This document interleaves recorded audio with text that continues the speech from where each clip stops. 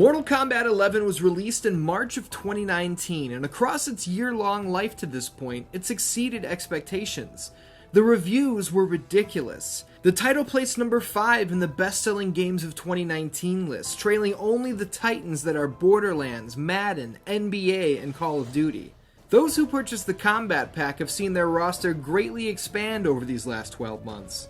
We've seen guest characters like DC Comics icon The Joker make his way into the MK universe.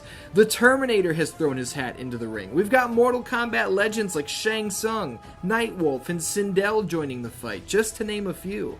It was a good run, and after an entire year, it's time we all move on and lay Mortal Kombat 11 to rest. I'm just playing. Just a few weeks ago, NetherRealm Studios shook all of us MK diehards to the core with their announcement of Mortal Kombat 11 Aftermath, which not only features brand new fighters and stages, but for the first time ever, an expansion to the story. This was big business. What's up, DanDans? My name is Ian, and I want to say welcome to Mortal Kombat Monday. Today we're going to do a full deep dive review on Mortal Kombat 11 Aftermath, and I want to say right up front, we are indeed going to go into spoiler territory when it comes to the story mode expansion, so if you haven't played it yet, that's okay. There's a time code down in the description you can click to skip past all of that. Without further ado, let's get to it. Without a doubt, the piece of Aftermath's puzzle that I was most hotly anticipating was the story mode expansion. As much as I love the gameplay and the violence and everything that comes baited on the Mortal Kombat hook, my favorite part has always been the story, the furthering of the lore, the evolution of the characters and the world.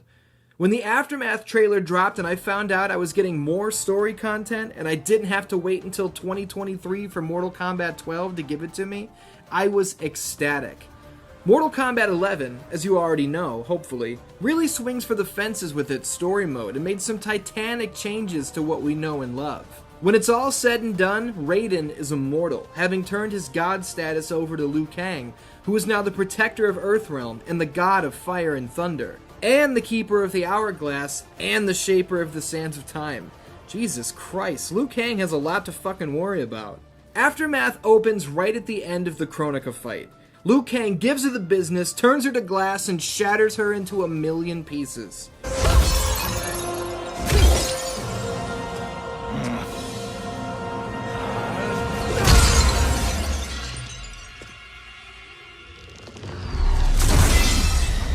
Before Raiden and Liu Kang can even begin reshaping the realms in an attempt to fix what's been broken, Shang Tsung and his two new friends, Nightwolf and Fujin, arrive with the news that any attempt to shape the sands of time without Kronika's crown will lead to a total collapse of everything as we know it.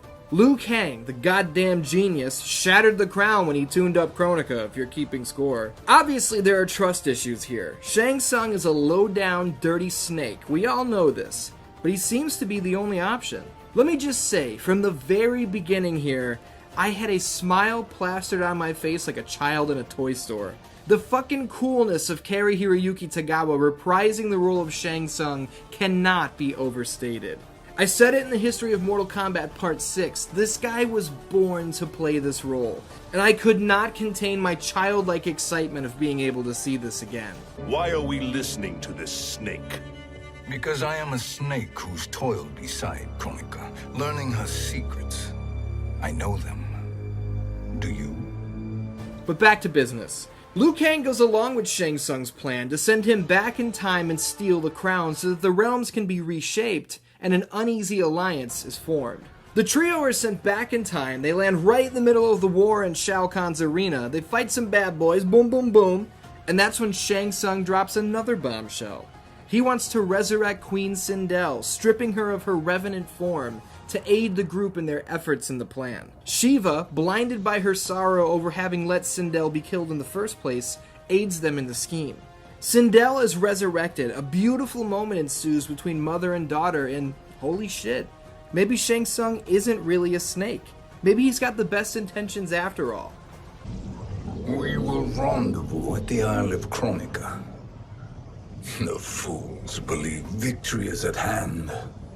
Their misplaced confidence will be their demise. Fuck! Alright, well, I guess we're all just moron stupid idiots for even beginning to trust him, aren't we? Sindel, she's also an asshole and is deeply entrenched on Team Shang Tsung.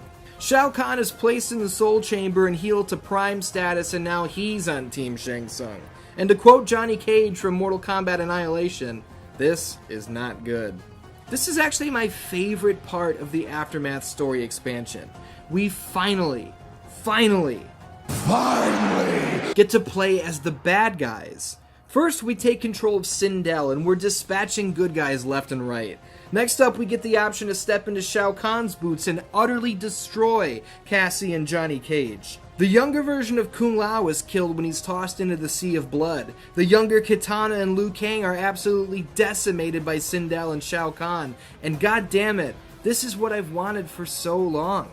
I don't necessarily enjoy seeing our heroes being killed and beaten to bloody pulps, but to see the big, bad top heels in the MK universe finally being treated as such is a gigantic breath of fresh air. I've complained for years about Goro and Kintaro and Shao Kahn showing up just to lose, and here in Aftermath, Sindel and Shao Kahn are revitalized. They're scary again, and they're commanding respect in the form of brutalizing the biggest names in the game. And oh, don't forget about Shang Tsung, who uses his trickery bullshit to get his hands on the crown and drop the Savior Act. He defeats and sucks the life from Raiden and Fujin and regains his youthful exuberance before making the final charge to Kronika's lair, where the hourglass holding the sands of time lies in wait. It's at this point that the shit hits the fan. No longer needing their assistance, Shang Tsung, the ultimate piece of shit, even betrays Shao Kahn and Sindel, killing them both by stealing their souls. Even Kronika is no match for the sorcerer, and again, give me a second here to just say thank you. God damn it, it feels so good to see Shang Tsung on top of the world again. Even if he's a bad guy, he's the bad guy again. He's not to be fucked with. And this is how you do a character justice. When all seems to be lost, Fire God Liu Kang emerges, and it becomes clear to Shang Tsung that this was all a ruse. At the very beginning, Liu Kang peered into the sands of time and knew that Shang Tsung was the only one capable of defeating Kronika, and he let the sorcerer carry out his plan just to bring us to this point. This is where we get a very Injustice 2-like scenario. We're allowed to choose our final destiny, siding with either Liu Kang or Shang Tsung. The sorcerer's path ends with the death of Liu Kang and an all-powerful, and now somehow extremely large, Shang Tsung commanding Raiden and Fujin and conquering all realms. The Fire God's path ends with the death of Shang Tsung and a much more peaceful and shocking outcome. We see the beautiful Wuxi Academy. No attackers, no violence, just martial arts practice, cherry blossom petals flowing in the wind, and the reveal of the great Kung Lao. Liu Kang vows to take him under his wing and train him. This is seemingly at the very dawn of Mortal Kombat as we know it. The great Kung Lao is the fighter who reigned for years and years before finally being killed by Goro. Is this 500 years before the modern day Kung Lao even existed? Are we going all the way back to the very start? Before Sub-Zero, before Scorpion, before the very cornerstones of Mortal Kombat were a twinkle in their great-grandparents' eyes? This outcome is very, very intriguing, and I must say, I am so much more excited now to see what Mortal Kombat 12 is going to offer than I was at the end of MK11's original story. And with that, the Aftermath story mode spoilers are over. I'll definitely play that mode again, but there's more meat on this bone than just the story mode expansion. We've got 3 brand new fighters at our fingertips.